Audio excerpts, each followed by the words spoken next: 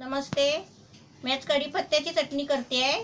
त्याचं हे कढीपत्ता आहे. हे बघा, ही कढीपत्त्याची पानं आहेत. हे 3 वाट्या घेतले आहेत. म्हणजे हे असे 3 वाट्या, ही 1 वाटी आणि हे असे 2 वाट्या आहेत. म्हणजे हे 3 वाट्या कढीपत्त्याची पानं आहे. आणि त्याच्यासाठी अजून हे खोबरं आहे. 3-4 चमचे खोबरं, सुकं खोबरं घ्यायचं. आणि हे 2 चमचे तीळ घ्यायचे. आणि त्याच्यासाठी हे 1 चमचा तिखट घ्यायचं आणि मीठ घ्यायचं.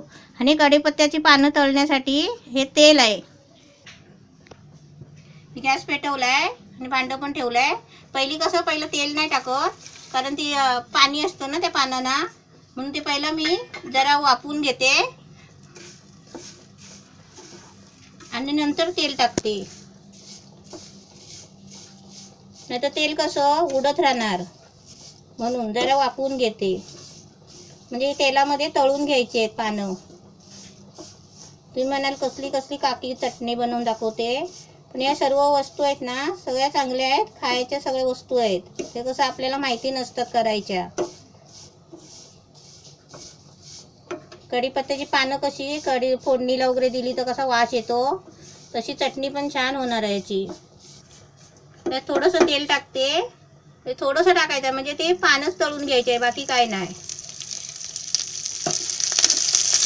हे बघा कसं उडतं ना, म्हणून मी ते पहिले थोडे हलकी भाजून घेतली, सुकीच्या सुकी.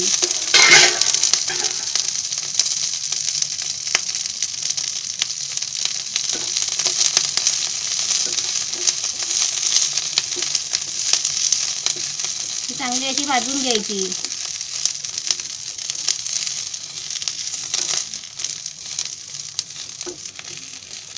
याची मस्तपैकी तेलामध्ये तळून घ्यायची.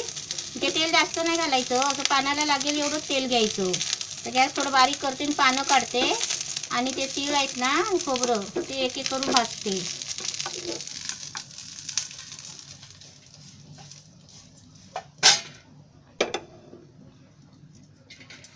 आता हे 2-3 चमचे खोबरं घ्यायचं. 4 चमचे घ्यायचं खोबरं, म्हणजे आपल्याकडे असेल तसं घ्यायचं. 4 चमच्या, 3 चमच्या, आणि एक एक करून असं भाजून घ्यायचं. आणि ते पानामध्ये ओतायचं. सगळं मिक्सरला लावून घ्यायचं आहे.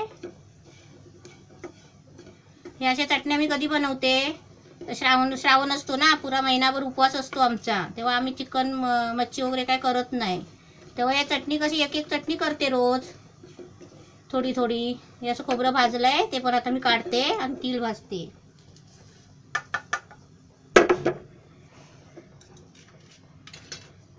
हे 2 चमचे तीळ, 2 चमचे असे तीळ घ्यायचे, सफेद तीळ.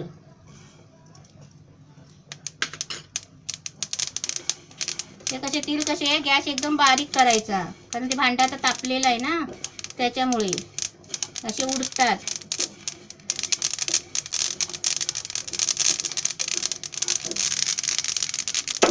गॅस घालवते, बंद करते गॅस.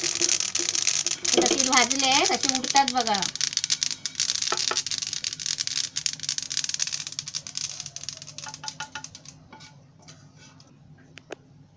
हे कढीपत्त्याची पानं बघा, 3 वाट्या घेतले, ती तळून घेतली. त्याच्यानंतर हे तीळ भाजले 2 चमचे. हे 4 चमचे हे खोबरं सुकं आहे किसलेलं. हे आता मिक्सरच्या भांड्यामध्ये घ्यायचं.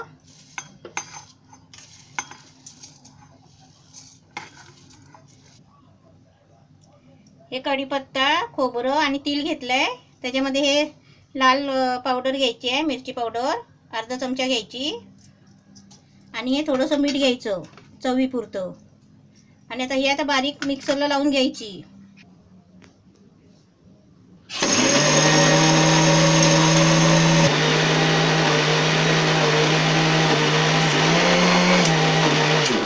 आता बघूया आपण, वाटली काय बारीक, मस्त छान झालेली आहे. वाटली पण ती. आता मी तुम्हाला काढून दाखवते.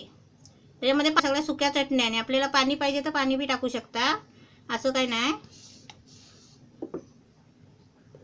मी थोडं पाणी टाकूनच तुम्हाला दाखवते, म्हणजे अशी चांगली गरगरीत करायची, म्हणजे कशी चपाती वगैरे अशी, म्हणजे खायला वगैरे चांगली.